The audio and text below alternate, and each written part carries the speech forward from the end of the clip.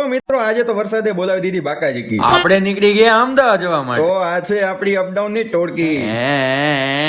આમની ગીચગીચ સાંભળીને તો મારું માથામાં દુખાવો થઈ ગયો. તો હું અને સિદ્ધરાજભાઈ ઉપર આવી ગયા અને ભાઈ ગીત વગર તો મજા આવે નહીં. ત્યાં તો મોટા પાયે લપ થઈ ગઈ કે કયું ગીત વગર. ફાઇનલી એરબડ પાછા પણ મૂકી દીધા. અરે મિતભાઈ તો રેનકોટ ની જગ્યાએ સ્વેટર પહેરીને આવતા ખબર નહીં શું થયું હોય છે એમ. ફાઇનલી આપણે પહોંચી ગયા આપણી ડેસ્ટિનેશન ઉપર. ઓ ભાઈ તમને તો ખબર જ છે ભાઈને ગીત વગર મજા આવે એટલે પાછા એરબડ કાઢી દીધા અને નીકળી ગયા 5G ની સ્પીડમાં.